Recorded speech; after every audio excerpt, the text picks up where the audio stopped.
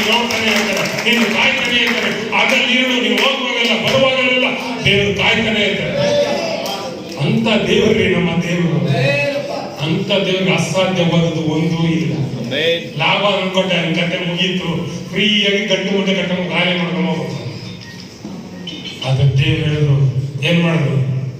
43ನೇ ವಚನ ಓದಿ, ಆಮೇಲೆ ಬರ್ತೀನಿ ನನಗೆ. 43 ತಮಿಳು ಕೂಡ ಓದಿ. ಯಾಕೋಬನು ಬಹಳ ಸಂಪತ್ತುಳ್ಳವನಾದನು, ದೊಡ್ಡ ದೊಡ್ಡ ಹಿಂಡುಗಳು, ದಾಸ ದಾಸಿಯರು, ಒಂಟೆ ಕತ್ತೆಗಳು ಏರಳವಾಗಿದೆ. ಅಲ್ಲೆಲ್ಲೂಯ್ಯ. ತಮಿಳು ಮಿಗವು, ತಮಿಳು ಚೆನ್ನಾಗಿ ಪದ ಏನಂದ್ರೆ ಮಿಗವು ವೃದ್ಧಿಯಾಗಿ, ವೇಳೆಕಾರಿಗಳು, ಒಟ್ಟಗಳಂದ್ರೆ ಅಂಬಾಸಿಡರ್ ಕಾರ್. ಈಗ ಅವಾಗ ಒಂಟೆ ಅಂದ್ರೆ ಈಗಿನ ಅಂಬಾಸಿಡರ್ ಕಾರ್ ತರ ಇಲ್ಲ, ಬೆಂಚ್ ಕಾರ್ ಅನ್ಸುತ್ತೆ. ಅಷ್ಟು ರೇಟ್ ಅವಾಗ ಒಂಟೆ ಅಂದ್ರೆ. ಅಷ್ಟೊಂದು ಬೆಂಚ್ ಕಾರ್ಗಳು ಅವಾಗೇ ಬಂದ್ಬಿಡ್ತಾವ. ಇಲ್ಲಿ ಒಂದು ಬೆಂಚ್ ಕಾರ್ ತರ ನಾವು ಒದ್ದಾಡ್ತೀವಿ. ಅಲ್ಲೆಲ್ಲೂಯ್ಯ.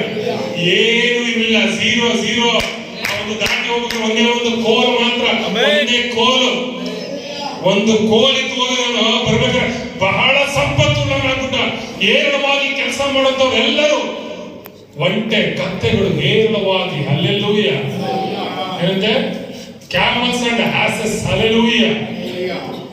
ಅಷ್ಟು ಉನ್ನತವಾದಂತ ಆಶೀರ್ವಾದ ಅಂದ್ಕೊಂಡ. ಏನು? ಕೇವಲ ನಂಬಿಕೆಯಿಂದ. ಲಾಭ ಅನ್ಕೊಂಡ ಆಗಲ್ಲ ಅಷ್ಟೇ.